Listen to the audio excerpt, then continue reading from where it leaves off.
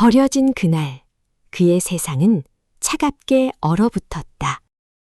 마지막 온기가 닿은 순간 기적은 시작되었다. 그리고 10년 후 정의는 칼날이 되어 돌아왔다. 죄를 지은 자, 감히 맞서라. 하늘마저 꽁꽁 얼어붙은 듯한 섣달 그음의 깊은 밤이었습니다. 달빛조차 두꺼운 먹구름에 가려 스며들지 못하는 칠흑 같은 산중 세상을 온통 하얗게 집어삼킨 매서운 눈보라는 척첩산중 굽이진 골짜기를 타고 넘어오며 마치 굶주린 짐승의 울부짖음 같은 섬뜩한 소리를 냈습니다. 뼈마디를 날카롭게 파고드는 칼바람이 사정없이 몰아치는 산 중턱, 인적조차 완전히 끊긴 그 차갑고 어두운 동굴 구석에는 가느다란 숨을 몰아쉬며 바들바들 떠는 가여운 생명 하나가 웅크리고 있었습니다. 10수년이라는 긴 세월 동안 별생골에서 가장 부유하다는 김진사 댁의 널찍한 안채와 마당을 밤낮 없이 지키던 누렁이. 마을 사람들은 녀석을 친근하게 누리라고 불렀습니다. 한때 누리의 털은 가을날 풍요롭게 입은 황금빛 들판처럼 고운 윤기가 흘렀고 그 우렁차고 기백 넘치는 짖음 한 번이면 굶주린 산짐승은 물론이고 담을 넘보던 흉악한 도둑들마저 간담이 서늘해져 주랭랑을 치고는 했습니다. 무엇보다 김진사 집안의 누리는 생명의 은인이었습니다. 김진사가 늦은 나이에 얻은 귀한 어린 외동야들이 마당에서 맹독을 품은 독사에게 물릴 뻔했을 때 번개처럼 몸을 날려 뱀의 허리를 무참히 물어뜯어 주인의 핏줄을 구한 것도 바로 누리였습니다. 그때 뱀의 독리에 스쳐 생사를 오가던 누리를 끌어안고 김진사는 눈물을 흘렸습니다. 누리의 머리를 쓰다듬으며 내 평생 이 크나큰 은혜를 절대 잊지 않겠노라. 네가 숨을 거두는 그날까지 가장 따뜻한 아랫목과 고깃국을 내어주겠노라. 굳게 약속했었습니다. 하지만 인간의 마음이란 참으로 얄팍하고 간사한 것이어서 비처럼 흘러내리는 세월 앞에 그 뜨거웠던 약속은 봄눈 녹듯 허무하게 사라지고 말았습니다. 10년이 훌쩍 넘는 시간이 흐르자 용맹했던 누리의 황금빛 털은 거칠어지고 듬성듬성 빠져 흉해졌으며 총명하게 빛나던 두 눈은 짙은 백내장이 끼어 탁해졌습니다. 무엇보다 나이가 들어 뒷다리에 몹쓸 병이 야자 누리는 제 몸 하나 제대로 가누지 못하고 그저 차가운 처마 밑에 누워 밤새 끙끙 앓는 소리만 내는 처지가 되었습니다. 관세와 탐욕에 찌든 김진사에게 누리는 더 이상 충직한 문지기가 아니었습니다. 그저 밤마다 듣기 싫은 앓는 소리로 자신의 화려한 연회와 단잠을 방해하고 밥통이나 축내며 마당의 미관을 해치는 쓸모없는 짐승, 그 이상도 이하도 아니었던 것입니다. 당장 저 꼴도 보기 싫은 짐승을 첩첩산중에 내다 버려라. 은혜도 모르는 짐승이라느니 하는 소리는 다 배부른 소리다. 쓸모를 다했으면 버리는 것이 세상의 이치거늘. 어찌 내 집 마당에 곧 죽을 송장을 치우게 한단 말이냐. 그 매몰찬 호통이 누리가 기억하는 주인의 마지막 목소리였습니다. 매서운 눈보라가 치기 시작하던 전날 밤, 앙상한 가슴에 찬바람을 맞으며 머슴의 거친 지게에 실려 이 깊고 외딴 산속 동굴에 버려질 때 누리는 반항조차 하지 못했습니다. 그저 탁해진 눈망울로 점차 멀어지는 주인의 따뜻한 집 쪽을 하염없이 바라보며 갈라진 쉰 목소리로 한두 번 서럽게 지져보았을 뿐입니다. 이제 누리의 몸은 얼음장처럼 차갑게 식어가고 있었습니다. 뒷다리에 지독했던 통증마저 지독한 추위에 완전히 마비되어 더는 느껴지지 않았습니다. 짐승의 서글픈 직감으로 누리는 자신의 생명이 오늘 밤을 결코 넘기지 못할 것이란 걸 뼈저리게 알고 있었습니다. 코끝에 무심하게 내려앉는 눈송이를 털어낼 한 줌의 힘조차 남지 않은 누리는 그렇게 칠흑 옅은 어둠 속에서 서서히 다가오는 죽음을 묵묵히 기다리고 있었습니다. 바로 그때였습니다. 거센 눈보라를 뚫고 동굴 입구 쪽에서 사박사박 무거운 눈을 밟는 거친 발소리가 들려왔습니다. 이윽고 동굴 안으로 금방이라도 끊어질 듯한 거친 숨을 몰아쉬며 누군가 쓰러지듯 굴러들어왔습니다. 그는 얼어붙어 집신조차 다해진 도포자락을 힘겹게 여미고 초라한 보찜 하나에 의지한 채 한양으로 향하던 가난한 선비 이안이었습니다. 이안은 몰락한 양반가의 자제로 사흘돌이 끼니를 거르는 일이 다반사였지만 형설지공의 맑은 마음으로 밤낮 없이 글을 읽어온 강직하고 바른 사내였습니다. 이번 과거 시험에 급제하지 못하면 병든 노모를 봉양할 길이 영영 끊어지기에 눈보라가 치는 죽음의 악천후 속에서도 이를 악물고 억지로 산길을 오르다 그만 방향을 잃고 헤매던 참이었습니다. 뼛속까지 스며드는 추위와 극심한 굶주림에 지쳐 숨이 멎기 일보 직전이었던 이하는 살을 베어내는 바람을 피하고자 본능적으로 이 동굴로 피신한 것입니다. 어둠 속에서 언손을 비비며 숨을 고르던 이안의 귓가에 희미하게 공기를 가르는 쌕쌕거리는 가련한 소리가 들려왔습니다. 떨리는 손으로 부싯돌을 꺼내어 조심스레 불씨를 살린 이안의 눈앞에 바싹 마른 채 얼어 죽어가고 있는 늙은 개 한 마리가 보였습니다. 평범한 사람이라면 앞길이 막힌 산중에서 불길하다며 침을 뱉고 피하거나 제 한 몸 건사하기도 벅찬 상황에 다 죽어가는 짐승 따위는 가차없이 외면했을 것입니다. 그러나 이안은 달랐습니다. 뼈만 남아 흉측할 정도로 앙상한 몸으로 마지막 숨을 헐떡이는 늙은 개에게서 이안은 모진 세파에 시달리며 벼랑 끝에 내몰린 자신과 어머니의 가엾은 처지를 보았던 것일까요? 이하는 피가 배어 나오는 꽁꽁언 손을 비비며 누리에게 천천히 다가갔습니다. 그리고는 보찜 깊은 곳에서 낡은 수건에 겹겹이 소중하게 싸맨 주먹밥 하나를 꺼냈습니다. 노모가 굽은 등으로 밤새 절구에 쌀을 찢고 눈물을 훔치며 만들어준 한양까지 가는 험난한 길에 선비의 목숨을 부지해줄 단 하나의 유일한 식량이었습니다. 이하는 조금의 망설임도 없이 돌덩이처럼 언 주먹밥을 반으로 갈라 꽁꽁 얼어붙은 밥알을 자신의 뜨거운 입김으로 호호 불어 녹였습니다. 그리고는 누리의 갈라진 입가에 조심스레 밀어 넣어 주었습니다. 가여운 것, 나처럼 갈 곳을 잃고 길을 헤매는 것이냐? 아니면 세상의 모진 풍파와 인심에 버림받은 것이냐? 미안하구나. 내가 너에게 줄 수 있는 것이 고작 이것뿐이라. 이안의 다정하고 물기 어린 목소리가 얼어붙은 동굴 안을 따뜻하게 울렸습니다. 누리는 코끝에 닿은 사람의 체온과 구수한 밤냄새에 죽어가던 신경이 깨어나듯 힘겹게 눈을 떴습니다. 10수년을 사람의 곁에 살면서도 쓸모가 없어졌다는 이유로 버려진 자신에게 이토록 대가 없이 따뜻한 손길을 건넨 것은 생전 처음이었습니다. 누리는 바들바들 떨리는 말라붙은 혀를 내밀어 주먹밥을 핫았습니다. 이하는 빙글에 자애로운 미소를 지으며 남은 주먹밥 절반을 마저 자신의 입에 털어넣고 우적우적 씹어 삼켰습니다. 하지만 한겨울 깊은 산속의 밤은 잔인할 만큼 차갑고 맹렬했습니다. 주먹밥 8알로는 막을 수 없는 추위에 누리의 몸은 여전히 딱딱하게 굳어가고 있었습니다. 이하는 입술을 깨물며 망설임 없이 자신이 입고 있던 얇은 겉옷마저 훌렁 벗었습니다. 그리고는 누리의 앙상한 몸을 끌어당겨 꽉 감싸 안고 그 위에 자신의 옷을 두툼하게 덮은 뒤 늙은 개의 남은 체온을 지키기 위해 뜬 눈으로 밤새도록 곁을 지켰습니다.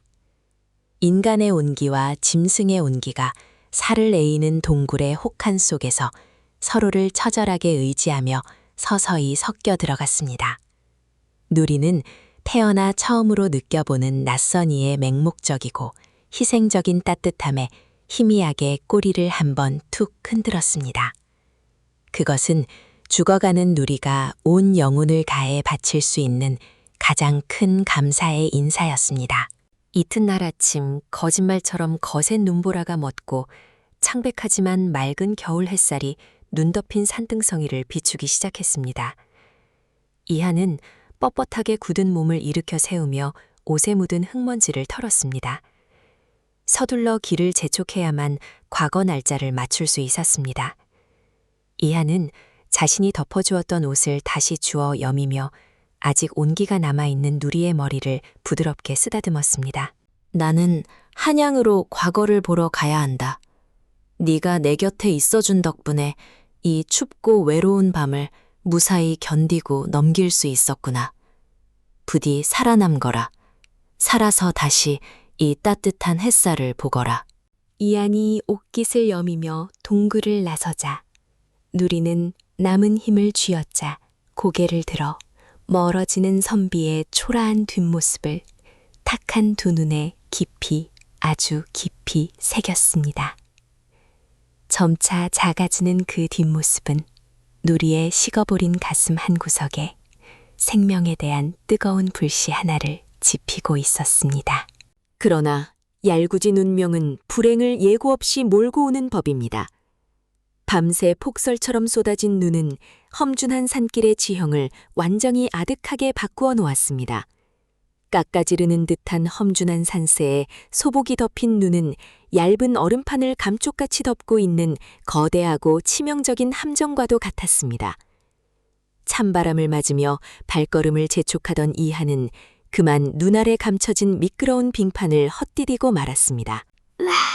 짧고 처절한 비명과 함께 이안의 몸이 허공을 가르며 가파른 낭떠러지 아래로 속절없이 굴러떨어졌습니다. 날카로운 나뭇가지에 살갗이 베이고 옷이 갈기갈기 찢겼으며 튀어나온 뾰족한 바위에 부딪히며 온몸의 뼈가 부서질 듯한 끔찍한 고통이 덮쳐왔습니다. 이한의 몸은 까마득한 절벽 중간쯤 튀어나온 좁고 위태로운 바위 틈새에 아슬아슬하게 걸려서야 가까스로 멈추었습니다. 오른쪽 다리는 기괴하게 꺾여 심하게 부러져 아무런 감각이 없었고 이마에서는 붉고 뜨거운 피가 쉴 새 없이 흘러내려 시야를 붉게 가렸습니다. 이하는 젖먹던 힘을 다해 살려달라 소리를 쳐보았지만 메아리조차 단단하게 얼어붙는 이 거대한 계곡에서 그의 목소리는 한낱 허공으로 흩어지는 먼지에 불과했습니다. 해가 서서히 산등성이 너머로 기울어가며 산속에는 다시금 짙푸른 어둠과 뼛속까지 얼려버리는 살을 내이는 추위가 찾아왔습니다. 짙은 절망감 속에서 이안의 의식은 점차 희미해져 갔습니다. 내 덧없는 생이 결국 여기서 끝나는구나. 나만 바라보고 계실 불쌍한 우리 어머니는 이제 어찌 살아갈꼬. 그렇게 이안이 흐려지는 시야 속에서 죽음의 문턱을 서서히 넘나들고 있을 때였습니다. 까마득한 절벽 위쪽에서 무언가 눈을 밟으며 바스락거리는 소리가 환청처럼 들려왔습니다. 죽기 전 듣는 환청일까요? 아니, 귓가를 때리는 분명한 현실의 소리였습니다. 컹, 컹, 컹. 그것은 목에서 피를 토해내듯 처절한 개짖는 소리였습니다. 피눈물이 고인 눈으로 절벽 틈새를 통해 힘겹게 고개를 들어 위를 올려다본 이한의 눈앞에 믿기 힘든 광경이 펼쳐졌습니다. 벼랑 끝 눈보라를 맞으며 엎드린 채 목이 터져라 짖고 있는 것은 다름 아닌 자신이 지난밤 마지막 남은 밥을 내어주며 살려주었던 그 늙은 개 누리였습니다. 동굴에 홀로 남아있던 누리는 선비가 떠난 후 그가 남기고 간 겉옷의 온기와 냄새를 되새기며 기적적으로 몸을 일으켜 세웠습니다. 마비되었던 병든 뒷다리를 질질 끌며 선비가 남긴 희미한 발자국과 채취를 따라 험난한 눈길을 기어온 것입니다. 벼랑 아래로 떨어져 사경을 헤매는 은인을 발견한 누리는 이빨을 훤히 드러내며 필사적으로 제 생명을 깎아먹듯 지잘했습니다. 하지만 그 첩첩산 중에서 아무도 그 애처로운 소리를 듣지 못했습니다. 망설일 시간이 없었습니다. 짐승의 직감으로 누리는 자신이 지금 당장 무엇을 해야 은인을 살릴 수 있을지 알았습니다. 녀석은 절벽 주변에 눈을 뚫고 자라난 두껍고 질긴 칡덩굴을 찾아 날카로운 이빨로 미친 듯이 뜯어내기 시작했습니다. 늙고 달아빠진 이빨 사이로 생살이 찢겨 붉은 피가 눈밭에 뚝뚝 스며나왔지만 누리는 고통조차 잊은 채 멈추지 않았습니다. 칡덩굴 여러 가닥을 입에 물고 절벽 아래로 늘어뜨렸지만 의식을 잃어가는 선비의 늘어진 손에 닿기에는 턱없이 너무나도 부족했습니다. 누리는 몸을 틀어 방향을 돌렸습니다. 힘이 풀린 뒷다리에서 피가 배어나와 눈밭에 선명한 붉은 궤적을 남기면서도 산 아래쪽 마을 나무꾼들이 주로 다니는 길목을 향해 필사적으로 눈밭을 기어 내려갔습니다. 숨이 턱끝까지 차오르고 심장이 터져버릴 것 같았지만 어젯밤 자신의 입에 주먹밥을 불어넣어주던 그 따뜻한 인간의 손길을 떠올리며 발걸음을 멈추지 않았습니다. 마침 해질녘 추위를 피해 황급히 산을 내려가려던 2명의 나무꾼 앞을 온몸이 피투성이가 된 늙은 개 한 마리가 앞을 가로막아 섰습니다. 누리는 나무꾼의 두꺼운 바짓가랑이를 꽉 물고 필사적으로 고개를 흔들며 절벽 쪽으로 끌어당겼습니다. 나무꾼들이 미친 개라며 놀라 지게작대기로 매몰차게 내리쳐도 누리는 맞아서 휘청거리면서도 끝끝내 바짓가랑이를 놓고 물고 늘어졌습니다. 그토록 처절하게 매달리는 짐승의 눈빛에서 범상치 않은 다급함과 원통함을 느낀 나무꾼들은 결국 홀린 듯 작대기를 거두고 누리를 따라 절격으로 향했습니다. 그리고 마침내 벼랑에 얼어붙은 바위 틈에 매달려 숨이 멎어가던 이한을 발견했습니다. 나무꾼들이 서둘러 밧줄을 던져 이한을 끌어올렸을 때 이한은 이미 몸이 얼음장처럼 굳어 반쯤 동사한 상태였습니다. 이한이 안전하게 평평한 땅에 눕혀지고 나무꾼들이 그의 몸을 주무르는 것을 확인한 그 순간 누리는 안도한 듯 거친 숨을 몰아쉬며 그 자리에 털썩 주저앉아 눈을 감았습니다. 이한을 구한 그날 밤 목숨을 바쳐 은인을 살린 늙은 개 누리의 모습은 산을 내려가는 나무꾼들의 입을 통해 마치 산신령의 전설처럼 마을로 퍼지기 시작했습니다. 하지만 이한이 따뜻한 아랫목에서 의식을 차렸을 때 자신을 구한 그 누렁이는 이미 흔적도 없이 어딘가로 모습을 감춘 뒤였습니다. 그날의 기적으로부터 10년이라는 참으로 긴 세월이 지났습니다. 눈보라 속에서 죽음의 문턱을 밟고 기적적으로 목숨을 건졌던 가난한 선비 이한은 뼈를 깎는 수련과 노력 끝에 당당히 장원급제하여 붉은 관복을 입고 한 고을의 위풍당당한 사또로 부임하게 되었습니다. 그가 부임한 곳은 운명의 장난인지 공교롭게도 과거 자신이 눈 속에서 사투를 벌였고 누리를 만났던 바로 그 별샘골이었습니다. 이한이 사또로 부임하여 가장 먼저 착수한 일은 핍박받는 마을의 민생을 살피는 것이었습니다. 하지만 10년 만에 돌아온 마을의 참상은 끔찍했습니다. 몇 해째 극심한 가뭄이 들어 백성들이 나무 껍질을 벗겨먹는 흉년이 들었는데도 고을의 세도가인 김진사는 곳간을 굳게 겹겹이 걸어 잠그고 굶주린 백성들에게 고리에 이자를 쳐서 썩은 곡식을 빌려주며 무자비한 착취를 일삼고 있었습니다. 씨앗으로 쓸 벽시마저 빼앗아가는 김진사의 지독한 횡포에 백성들의 고열은 마를 날이 없었고 곳곳에서 곡소리가 끊이지 않았습니다. 의로운 사또 이한은 민복을 차려입고 밤마다 암행에 나섰습니다. 백성들의 피눈물 섞인 원성은 하늘을 찌르고 있었고 사또는 그 모든 원성의 중심에 또아리를 틀고 있는 김진사의 이중장부와 비리들을 치밀하게 파헤쳐 명백한 증거를 산더미처럼 수집했습니다. 그 과정에서 마을 노인들의 탄식을 듣던 중 사또는 참으로 기이한 소문 하나를 접하게 됩니다. 사또 나으리, 김진사 그 악독한 작자는 지금 필시 하늘이 내린 끔찍한 벌을 받고 있는 겹니다. 10년 전 자기 집안을 도둑으로부터 지키고 하나뿐인 외동아들을 독사에게서 살려준 그 충직한 누렁이를 단지 늙고 뒷다리에 병이 들었다는 이유 하나만으로 매정하게 한겨울 얼어붙은 산에다 내다 버리지 않았습니까? 참으로 신기하게도 그 충견을 벌인 그날부터 그 집안은 아무리 백성들을 쥐어짜 재물이 산처럼 모여도 자식들이 원인 모를 병에 걸려 시름시름 앓고 흉사가 하루가 멀다 하고 끊이지 않으니 필시 배신당한 짐승의 뼈에 사무친 한이 맺힌 것입니다요. 그 순간 사또의 가슴이 쿵 하고 청길 낭떠러지로 철렁 내려앉았습니다. 10년 전 겨울 절벽 끝에서 피투성이가 된 채 지저대며 자신을 살렸던 그 늙고 병든 개. 매서운 동굴에서 마지막 남은 주먹밥을 기꺼이 나누어 먹었던 그 가여운 짐승이 바로 김진사가 무참히 버렸던 충견 누리라는 사실을 직감한 것입니다.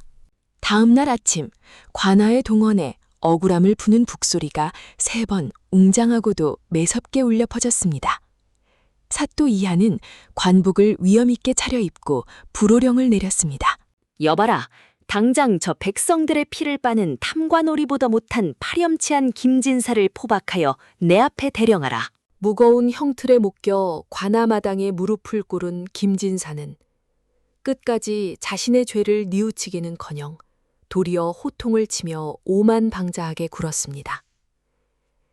하지만 사또 이한이 그동안 은밀히 모은 백성들 수탈의 확실한 증거들과 쌀을 빼돌린 치부책인 거짓 장부들을 하나하나 김진사의 얼굴에 집어던지자 오만했던 그의 얼굴은 순식간에 죽은 자처럼 사색이 되었습니다.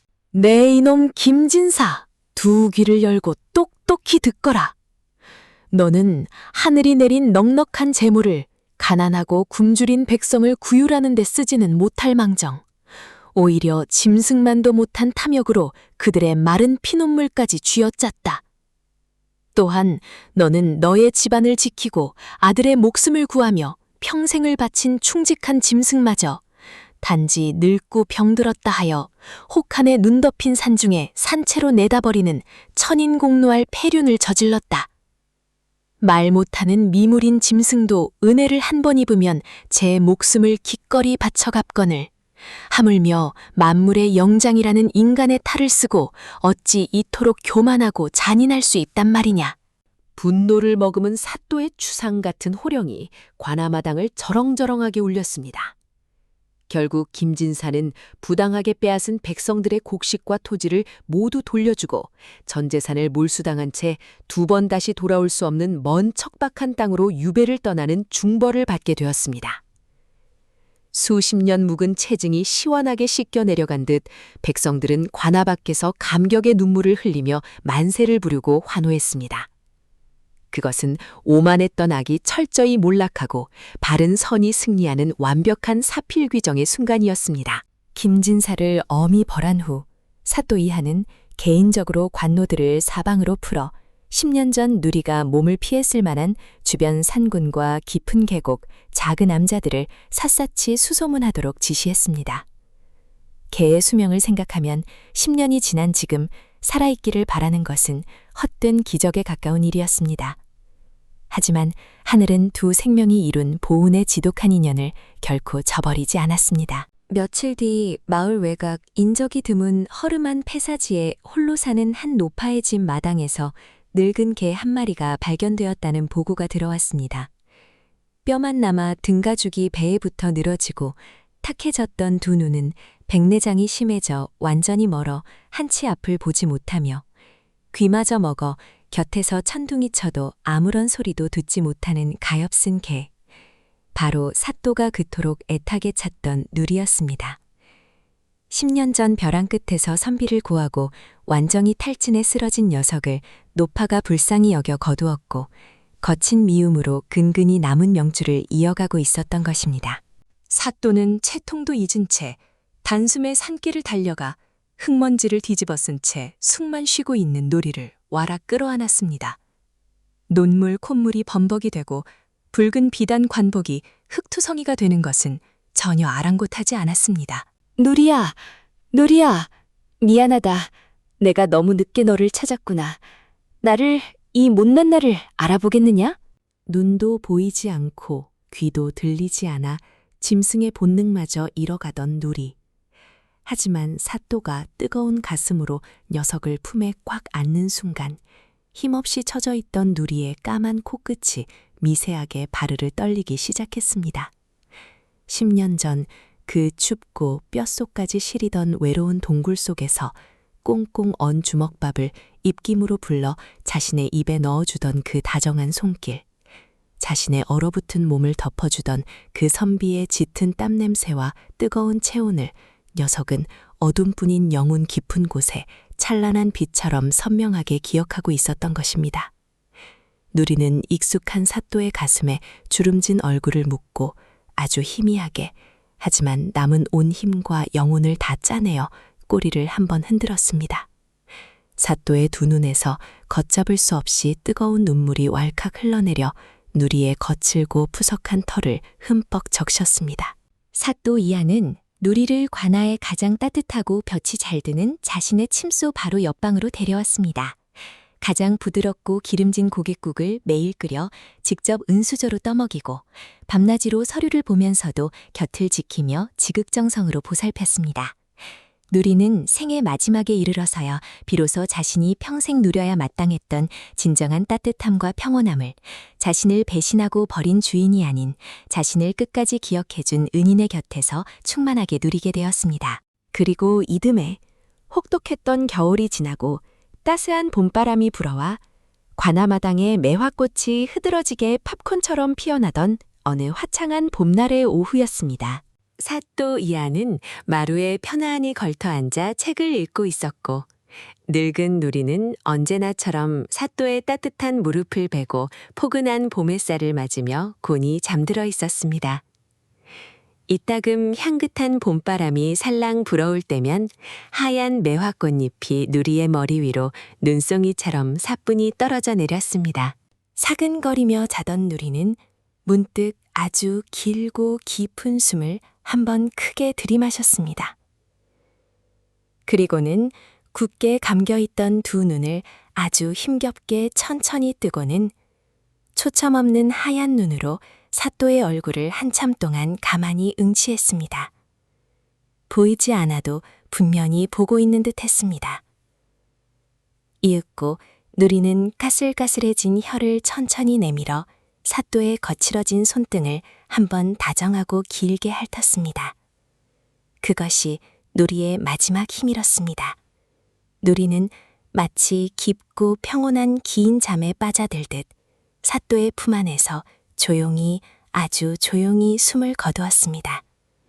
그 녀석의 얼굴은 원망이나 고통 하나 없는 완벽하고 아름다운 안식이었습니다.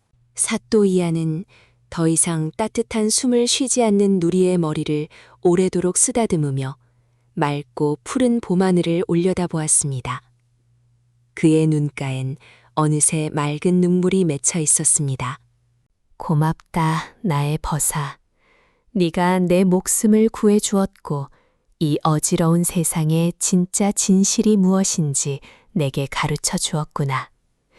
이제는 배고프지도 춥지도 아프지도 않은 곳에서 마음껏 평야를 뛰어놀 거라. 사또의 조용하고 깊은 작별 인사가 매화 향기 가득 품은 봄바람을 타고 높고 푸른 하늘로 아스라히 흩어졌습니다. 짐승도 작은 은혜를 입으면 자신의 유일한 목숨을 바쳐서라도 그 은혜를 갚을 줄 아는 법입니다.